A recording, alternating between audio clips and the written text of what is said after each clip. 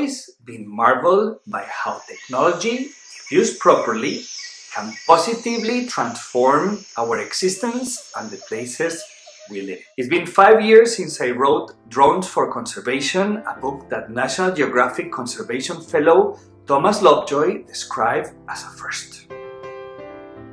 We were in the infancy of using drones for aiding conservation. I still remember my first drone flights in very remote areas of the world, finding the oppositions from very opinionated naturalists.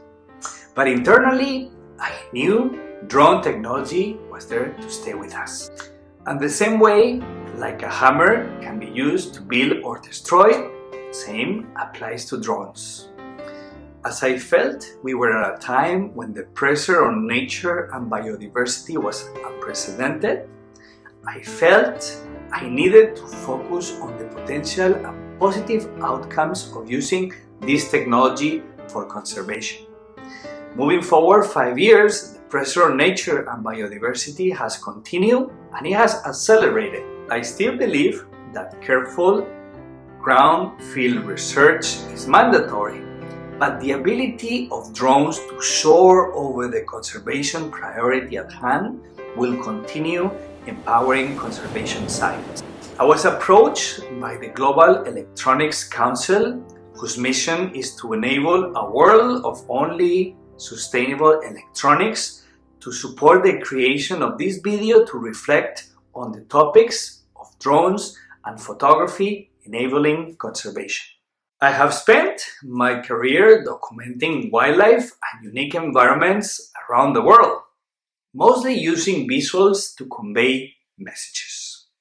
Drones have become a constant in my camera bag, and I will be sharing some of the lessons learned along the way. When we look at the full moon, we think of poems and tranquility. But it is under the silver light that most of the poaching happens around the world. Asia, who doesn't love its mysterious feel and its cultural nuances. But like Africa, poaching has had a big negative impact. The numbers are horrific. WWF talks about 20,000 African elephants being killed by poachers each year.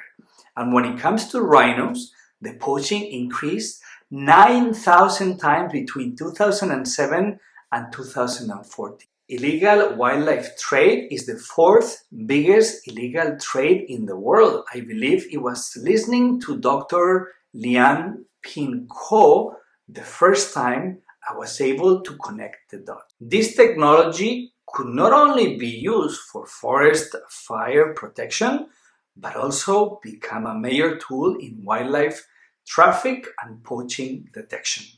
Today, drones with anti-poaching technology are assisting park rangers across the world, saving the lives of elephants, tigers, and gorillas.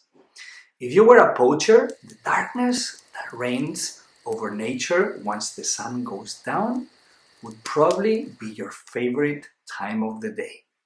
But thanks to the infrared and thermal imaging, relatively inexpensive, drone technology equipment can soar over hundreds of acres, providing live video. So how does it all work? Explained in a simple manner, drones help with the surveillance work, and rangers are positioned in places that they can be quickly deployed if needed. Infrared and thermal vision cameras installed on the drones can help spot the poachers from above. Initially, many of us think of the land ecosystem when it comes to wildlife monitoring, but think again, drone technology can play an active role in vessel monitoring such as whaling ships. Since the time I researched my book Drones for Conservation, I've seen drone technology being used in many activities beyond anti-poaching. Let me list a few examples. Animal tracking, using radio tracker collars and triangulation. Nest surveys, species identification, camera trap image retrieval, animal counting, migrating tracking, habitat management, and perimeter assessment. There are so many uses that I could extend this video forever, and all this brings me to a topic that I would like to address in this presentation: the introduction of new technologies in remote communities. I have spent years reflecting on how tools, drones in this case, can solve problems.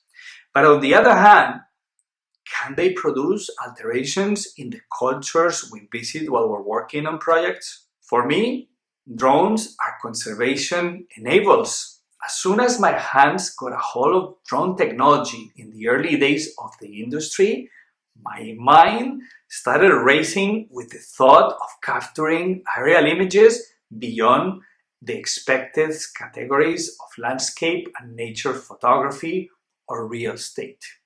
I saw the potential to create aerial images that could convey pure raw beauty, and I wanted to produce art. In the world of digital tools, drones will soon become a brush, a palette, and why not? They may become actors of their own creations. Beautiful works and artworks are starting to emerge around the world. And when you combine art, technology, and conservation in people's hearts, magic happens. If there is a thought I would like to bring into the conservation, is that data is obviously needed. But when I recognize my ability to create emotional connection with my viewers or my readers, reaching audiences from all over the world, is when I felt I could excel in my conservation efforts. After working on multiple projects that involve the use of quadcopters and other UAVs in remote locations such as Colombia, Costa Rica, Panama, or Falkland, my mind started looking into the notion of capability development, or what we commonly refer to as knowledge transfer.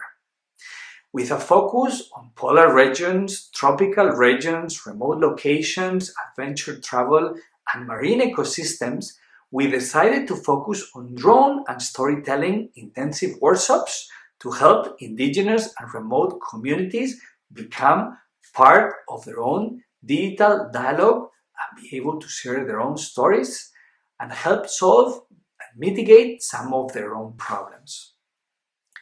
As strange as this may sound, in a parallel manner with the use of drone, I jumpstarted the project The Adventures of Pili to inspire kids around the world, for which I received a Salfina Center Fellowship in 2020 and 2021. Our mission is to create books and other educational products that increase children's awareness on global environmental issues, fostering multilingual literacy.